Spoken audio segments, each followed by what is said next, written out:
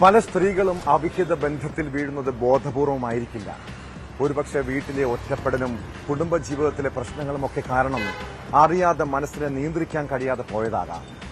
അതോടൊപ്പം സമൂഹ മാധ്യമങ്ങളിലെ സൌഹൃദവും വിവാഹേതര ബന്ധങ്ങൾക്ക് ഒരു പരിധിവരെയും കാരണമാകാറുണ്ട്. എന്നാൽ ഇത്തരം വഴിവിട്ട ബന്ധങ്ങൾ ജീവിതത്തിന്റെ താളം തെറ്റിക്കുന്നത് പതിയെയാകും പലരും തിരിച്ചറിയുക.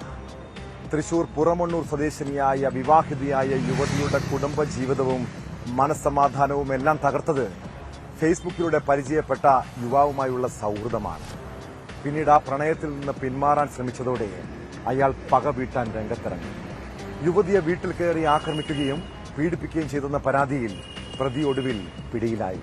തൃശൂർ സ്വദേശി യദുകൃഷ്ണനെയാണ് വളാഞ്ചേരി പോലീസ് അറസ്റ്റ് ചെയ്തത്.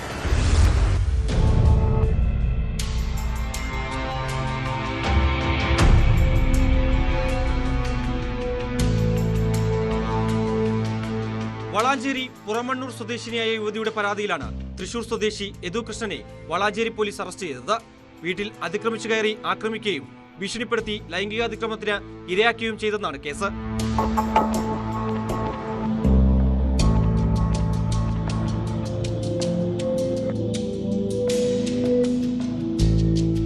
നാലു വർഷം മുമ്പ് ഫേസ്ബുക്ക് വഴി പരിചയത്തിലായ യദുകൃഷ്ണനും യുവതിയുമായി അടുത്ത കാലം വരെ അടുപ്പമുണ്ടായിരുന്നു.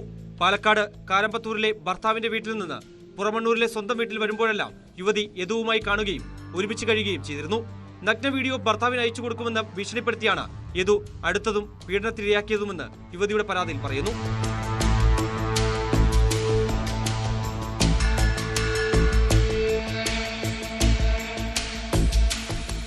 ഇതിനിടയിൽ കഴിഞ്ഞ ഒക്ടോബറിൽ യുവതി ബന്ധത്തിൽ നിന്ന് പിന്മാറിയത് യദുവിന് അംഗീകരിക്കാനായില്ല.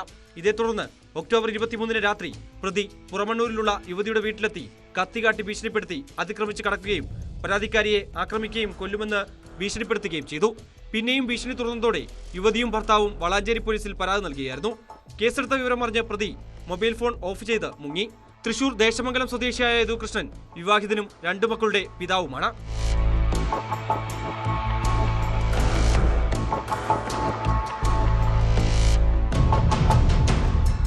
ന്യൂസ് 18 തിരൂർ.